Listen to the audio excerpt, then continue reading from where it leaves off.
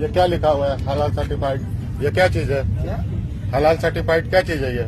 आप जब कोई सामान खरीदते हैं तो सामान खरीदते समय एक चीज जरूर देखिए, क्या उसमें हलाल सर्टिफिकेशन तो नहीं लिखा हुआ है।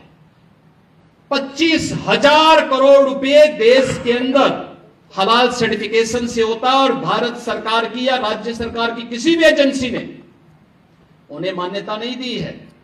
इस सारा का सारा पैसा आतंकवाद के लिए, लव जिहाद के लिए और धर्मांतरण में दुरुपयोग होता है। भाई ये हलाल सर्टिफिकेट क्या होता है?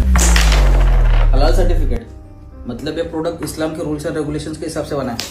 जब ये प्रोडक्ट ऑलरेडी FSSAI सर्टिफाइड है तो हलाल सर्टिफिकेशन की जरूरत क्या है? ये सर्टिफिकेट हमारे किसी काम का नहीं है। इस सर्टिफिकेट के लिए किसी ऑर्गेनाइजेशन को पैसे तो दिए जाते होंगे। हाँ और उस एक्सपेंस का कॉस्ट इस प्रोडक्ट में ऐड तो किया होगा। बिल्कुल।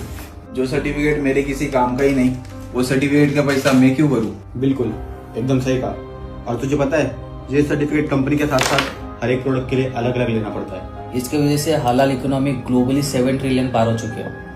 और तुम्हें पता ही होगा ये फंड्स कहाँ यूज होते हैं। ये तो इंडिया की इकोनॉमी से भी ज्यादा है, पर कैसे? भाई इंडिया में बड़ी बड़ी कंपनीज हलाल सर्टिफाई हो रही है, जैसे कि नेस्ले, हल्दीराम, KFC, मैकडी।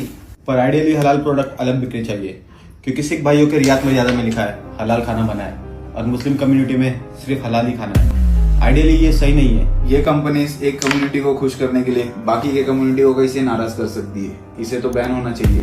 बिल्कुल। यूरोप के कंट्रीज ने इसे बैन भी किया है, क्योंकि उनका कहना है कि जब इनके रिचुअल्स के हिसाब से इन्हें काटते हैं तब उनके स्ट्रेस हार्मोन्स बढ़ जाते हैं, जो शायद सही भी नहीं है। अगर ये अदर कंट्रीज में बैन है तो इंडिया में क्यों नहीं? इसकी शुरुआत हो चुकी है। भारत का इकलौता CM जिसने फाइनली अपने स्टेट में हलाल को बैन कर दिया है।